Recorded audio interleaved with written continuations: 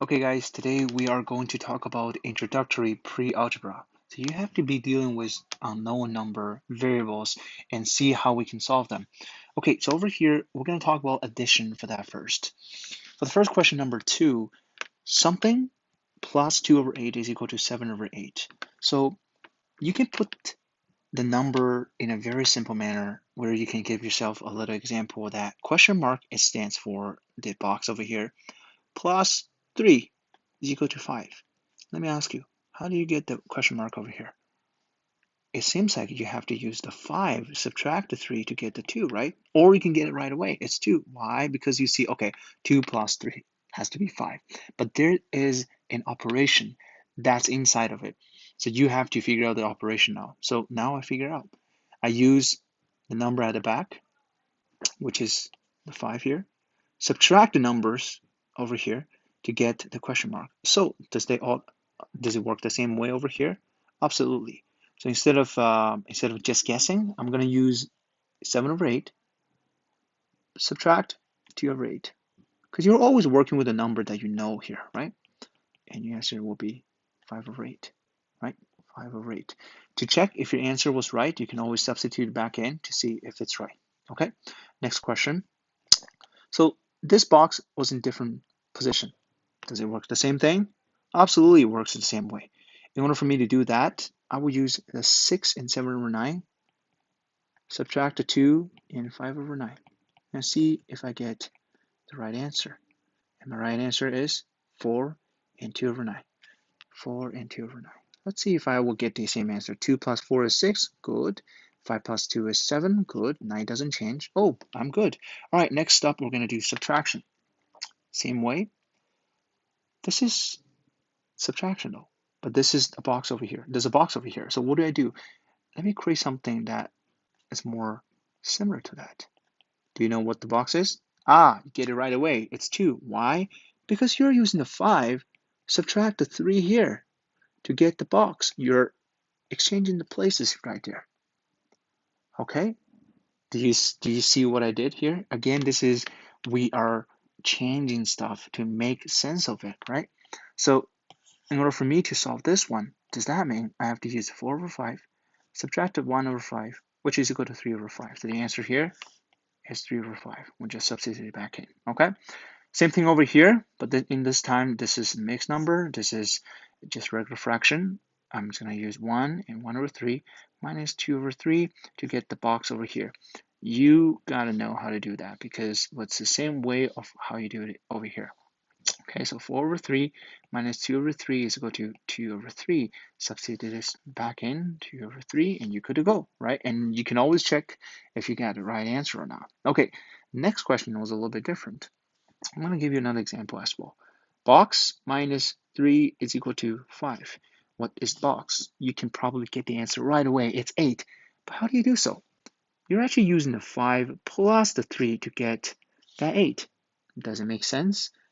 You're changing things, like I said, to make sense of it. Okay, so the operation for this is 5 plus 3 is equal to that box. And 5 plus 3 is what? It's 8, right? So then you put 8 over here. So what I do right now here is I'm going to use the same way I just explained. 2 and 2 over 5 plus 3 and 3 over 5, which is 2, 3, 5, 2, 3, 5. Oh, I know this is 6. So 6. Double check your answer. If 6 satisfies everything over here, you should be good to go. All right, next up is multiplication. It's a little bit different here. Again, I'm using two examples. One of the example is something over here, and one of the example is something over here. So again, same way, 2 times is equal to 6. What is that box? Ah, you already know it's 3. How do you do so? You're actually using the 6 divided by the 2. 6 divided by the 2 is equal to the box, right? Again, making sense of it, right? So in this case, does that mean it's the same thing I need to do? 1 over 6 divided by 1 over 3 is equal to the box. And then 1 over 3 times 3 is equal to the box. All right, and this one is 2, 1 over 2. So the box is 1 over 2. And you will see how 1 over 3 times 1 over 2 is just equal to 1 over 6. because I figured out the operation of division, multiplication, addition, and subtraction. That's how I am able to figure it out. No matter what number it is, as long as you know that the operation to get through it, you should be good to go. All right, next up, same thing. So in this case, the box times, I'll give you another example, 3 is equal to 6. How do you get that box? You know the box is 2. Where do you get so? 6, right? Divided by 3 is equal to 2. Ah, so with the same mindset, I can do this one as well. 9 over 10, right? That's 9 over 10 divided by 1 and 1 over 2. 1 and 1 over 2 is equal to the box. Okay, that makes sense to me. I have to do some plastic surgery here. I'm sorry, I always say that. All right, multiply by, this is 3 over 2. So if it's multiply, right, 2 over 3. And this is 1, 5, 1, 3, 3 over 5. So the answer here is 3 over 5. And double check your answer. It's always going to be right, okay? So that's multiplication. Division, this is the last part. Same thing here. I'm going to use another example. 6 divided by box is equal to 3. How do you get the box? It's 2. Where do you get it?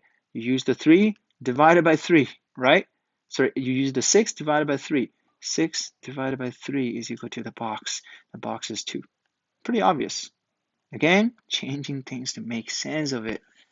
All right, let's move that here. And we're going to go into this one. So which means that I have to use that divided by 1 over 3. 1 over 6 divided by 1 over 3, which is 1 over 6 times 3, which is 1 over 2.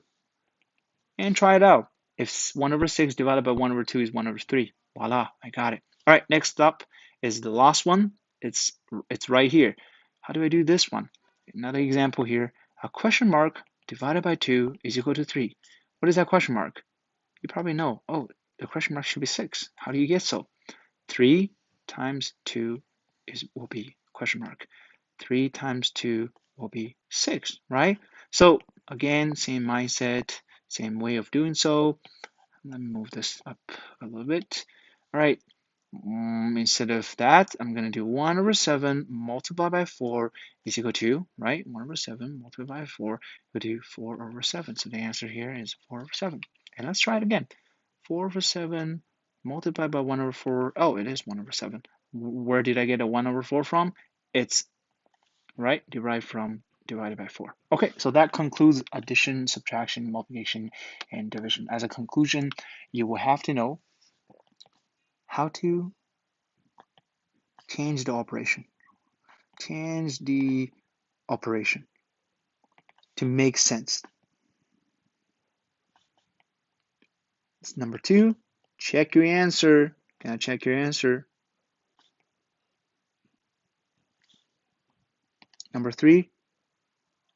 Write nicely. Don't be like me. Okay, and that concludes today. All right.